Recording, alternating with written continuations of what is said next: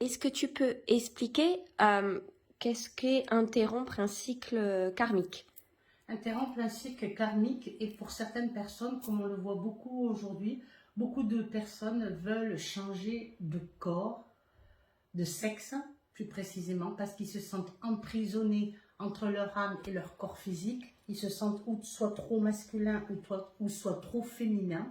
Ce qu'il faut savoir, c'est que même si on change de sexe et qu'on, par exemple, on s'incarne le corps d'une femme, qu'on veut devenir un homme ou qu'on est un homme et qu'on veut devenir une femme, si on ne règle pas dans cette incarnation-ci le processus de vie que Dieu nous a envoyé, eh ben, la prochaine incarnation, vous le vivrez d'une façon comme d'une autre. Ça sera que reculer pour mieux sauter.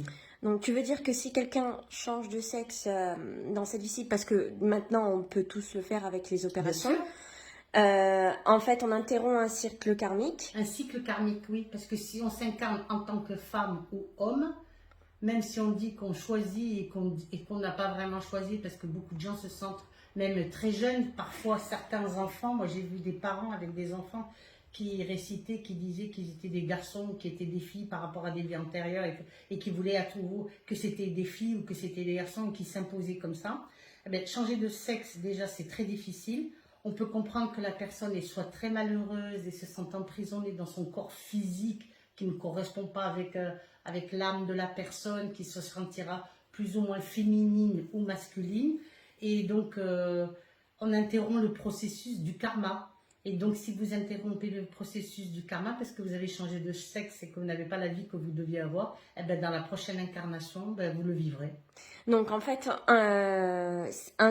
interrompre le karma, forcer le destin, c'est obligatoirement, c'est-à-dire que si une personne devient un homme ou devient une femme alors qu'il est le contraire, il sera obligé de se réincarner Pour pouvoir vivre la vie qu'il n'aura pas vécue. Voilà, dans tous les cas, il faudra y passer. Même si physiquement, parce que c'est vrai qu'aujourd'hui, vous avez certains hommes qui ont un physique très féminin ou des femmes qui ont un physique très masculin et qui se sentent plus yang que yin ou yin que yang, ben, le problème d'incarnation ne sera pas effectué. Donc si ce n'est pas effectué dans cette vie, ça sera reculé pour mieux sauter parce que la prochaine incarnation, vous le vivrez d'une façon comme d'une autre. Donc il vaut mieux dans cette vie-ci accepter son corps, même si c'est difficile et qu'il faut travailler psychologiquement dessus, même si ce corps, vous le sentez mal et que vous avez l'impression que personne ne peut vous comprendre ou peut vous entendre ou peut vous accompagner sur ce chemin de la transformation. Et donc, si vous ne vivez pas votre incarnation en tant que féminin ou masculin, on aura un problème. Donc, en fait, il vaut mieux terminer ici pour pas devoir... Le cycle de vie, oui. Mais pour pas devoir recommencer... Pour pas devoir recommencer dans la prochaine incarnation suivante.